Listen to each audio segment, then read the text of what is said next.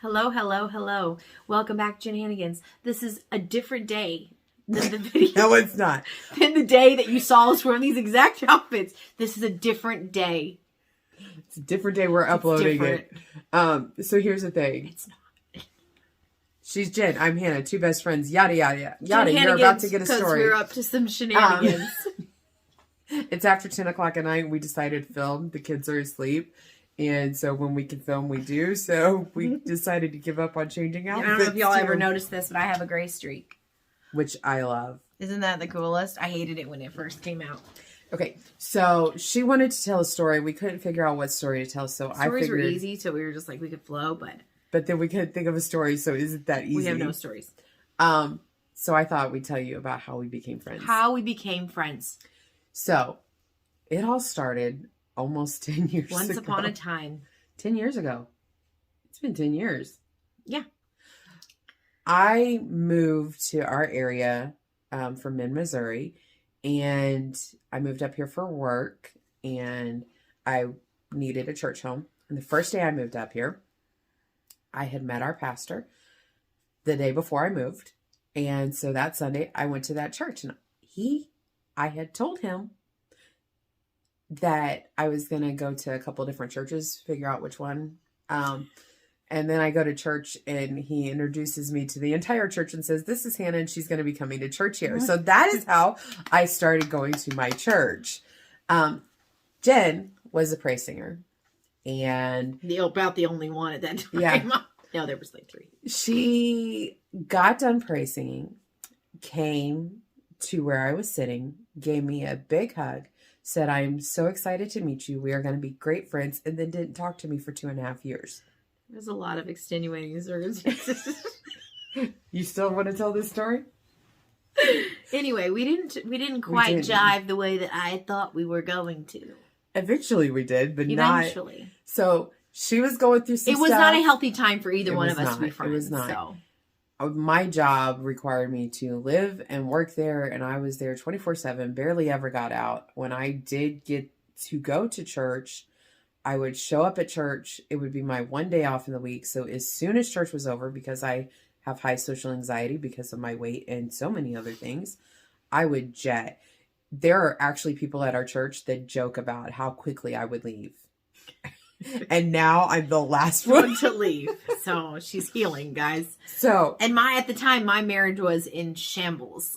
Like, it's not anymore. It's the not, Lord has great. moved and changed and made us whole. But at that time, so it would not have been a good time. We were both going through some things. Mm-hmm. Yeah. And we didn't, I guess at the time, we didn't need each other yet. Nope. So I ended up I did not have him. I ended up fostering my son, who we have now adopted. And he was a difficult baby.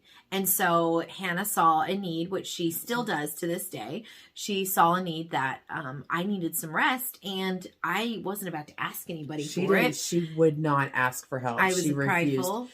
She still maybe a little you had 2 kids at home that you were homeschooling. Mm-hmm. Was he your only foster at the time? He was. Yes. And do you want to explain? Well, he was born drug exposed. And so he was, he had a really difficult time with withdrawal. And so as a baby, he would have like these tremors, and he's beautiful. He's very amazing. Healthy and very smart now. You've seen him. Yes, you have. Him. He is amazing. So, but he would have these, difficult times. He wouldn't sleep. He'd scream for a long time. And by day, I was just getting exhausted. He couldn't self-soothe. So she asked me, I remember the day. I was a little like, okay, because we were at church, and she's like, "I can just come over and help." And I'm like, I don't know what was my response. Probably like, I guess. So at the time I was working from home, and I was kind Thursdays of a cold off. person back then too. So I wasn't like, I probably wasn't super nice about it. I would hold him every time we were at church. I would kick you guys out of the nursery. He would be screaming. I knew how to wrap him up and swaddle him, and I knew how to handle him, and him crying did not scare me away. Which I think you thought it did, and for a lot of people it did. Yeah, I mean, nobody really wanted to I would kick them out of the nursery and say, "You go to church. You need this more than I do right now. Go, and I've got this." And I would, and so she was tired, and I could tell. And I like babies. Yeah. And I don't have any. So the first time that she came over, we just sat awkwardly in the living room and watched Netflix. Well, I offered to come over and then didn't for like 3 weeks because I'm like, I've invited myself over to this girl's house who I barely know to hold her kid. Is that going to seem really weird? And does she want me there? I don't think so. But one day I just went anyway. Yeah. And so she came over. We watched Netflix. It was about the time that we started eating a lot of food together. But anyway, we watched Netflix and it was so awkward. Like we didn't talk for like the first 3 times she came over. I sat there and held the baby. She like sat across hours. from me and she didn't talk. We watched Netflix and didn't do anything else.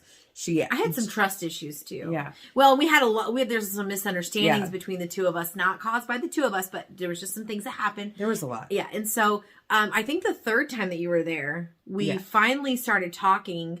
And actually, I think that was the day that we kind of worked some things out. Yeah. So the first 2 times, the first time I came over, we literally sat on couches across from each other. I held the baby. We watched Netflix and didn't talk and didn't do anything else. You didn't do anything else. I think you felt like you needed to. Yeah, I did. I was like, okay, I have to sit here because she's here. I think the second time you knew I was going to hold the baby no matter what. I think the second time maybe when you gave me him and you're like, okay, do you mind if I go take a shower? I'm like, yeah, that's why I'm here. Go. Now, if I don't even tell her. Now if she's at my house, I literally will go in my room and shut the door and go to bed. She doesn't even know I'm here half the time when I get here. That's how much our relationship has changed. Man. I'm like, oh, Hannah's here. I'm going back to sleep. So, yeah. I love her so much, though. The third time, I think it's because now you're like, Hannah's here. The kids are going to be entertained. I don't have to worry about them. The third time we sat down and we finally kind of like, this is awkward. This is why. Yeah. And we didn't. I don't know how that conversation came out, but I don't know. That would be a hard conversation to have. I don't know. The Lord must have worked because we just hashed it out and the truth came to light about some things and we were good. I think it was kind of, we still had trust issues because we didn't know each other that well. But I think it was it was that day that you kind of understood that I was there to help and I wasn't going to go. Yeah. I wasn't going to leave just because you needed help. Yeah. And I wasn't going to go tell everyone the house was a mess or anything because I was there because I saw a tired mom and yeah. I wasn't going to judge you. And it was probably a while. I mean, we had moved from Maywood to the farmhouse. That was still at Maywood. Yeah, that was still at Maywood. But when we moved to the farmhouse, that's when I think that you and I were really like, it was a little while. Yeah. It was probably a year or so. And then I started. It was like 7 months. By the time Jay was 1, we were calling each other besties. Okay, and because really meaning it took a little while. Like once I got to know her personality, the things that I thought about her before were like so off base. Like I had to get to know you, and then I trusted you a little bit more. I wouldn't even say I really had like major trust until a couple years down the line. But well, I mean, now I trust her with my life, and she's super a lot loyal of hard conversations during that. Yeah, like the first one was very awkward, but there was several times where something would trigger one of us and we'd have to like ourselves figure out what it was. And then we'd have to be like, okay, this is where I was coming from when I reacted to this. Is this what you were thinking? Now we just roll our eyes at each other and move on. So that's how we're like, whatever, Hannah. We became friends. And then you were in the farmhouse when we did 17-day diet. We started 17-day diet, which I don't even remember what that was. 17-day diet. It was a book. It was a book. It's not. And you were like on different cycles. It was a program. It's by Dr. Mike Moreno, I think. Wow, she remembered that. Well, I'd done it before. It was something that really helped Dad. Before I moved up here, I had lost 60 pounds. And then I moved up here and gained all of it plus some. But the 17-day diet, the thought process behind that is the first 17 days you focus on water and certain things that you eat, like natural starches and protein and something else. I don't remember. Then the second 17 days, you cut down the amount of natural starch. And then the third 17 days, So you were like not allowed to have certain foods with certain cycles. Yeah, it changed. Yeah. The foods that you ate changed every 17 days. And then when you got done with cycle 3, I think I lost about 20 pounds on that. Yeah. But that made us, like, we gave that up sometime. I don't know. We were on it for a while. You got pregnant. Yeah, I guess that's when we gave it up. I got pregnant with Hazelin. Yeah. So then but it set us up for good habits. Like we would go back to some of those principles. Not that we no longer agree with like cutting things out, but that's when we were in probably not a super healthy diet mode. No, but that's when I started understanding the importance of lean protein. That's when water became more of a habit. Mm-hmm. We found some fun recipes. Yeah, I remember those cheesecakes. Yeah. That we still make those. They're 1 point on WW. So anyway, those 1 point cheesecakes were something that we found, but that worked for a little while, and then but it did set us up for good habits. We would refer back to things that we used to do. And while we were doing that, that's when you were taking inositol, and then you got pregnant with Hazelin, and that's when we stopped 17-day diet. Yeah, listen, if you guys have PCOS, anybody who's watching who has PCOS, I mean, you guys can do the research, but I started taking inositol after 7 years of not being able to get pregnant. 3 months into taking inositol, and boom. Inositol also helps with blood sugar. Yeah, so it like regulates a lot of hormones, and insulin helps with insulin resistance and all of that. So anyway, do the research. Though. We're not doctors. We're not doctors, but it did help, and there's a lot of research out there to say that it does. It also helps with other PCOS symptoms. If you want testimonials, she's got 2 kids. Yeah. So I had 2 kids since I was told I wasn't going to be able to have any children. Yeah. So anyway, so that was that, and then that was that. Then you had Hazelin. Then you moved into a camper with a bunch of kids, and my parents moved in with me. And you started Noom. Yes, I started Noom. Noom is it's a great resource. The thing is, I failed at a lot of diets when I was younger. 17-day diet gave us some good habits. Mm-hmm.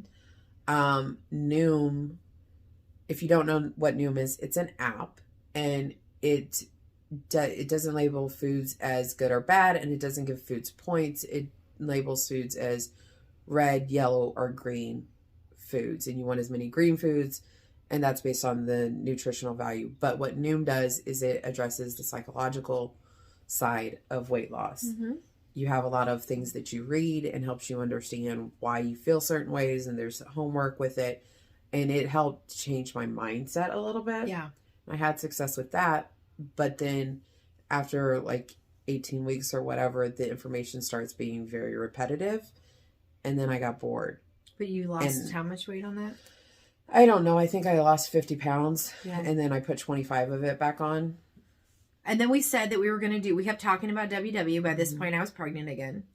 And I had gestational diabetes, and it was pretty bad. And my doctor kept telling me, you're going to end up having diabetes. You just need to stay on insulin. Because they weren't calling it gestational. They were calling it diabetes. They were putting me as type 2 diabetic. And I was like, I do not want that to happen. And so I pleaded with my doctor, please don't make me stay on insulin. The baby's born. I'm just going to try this.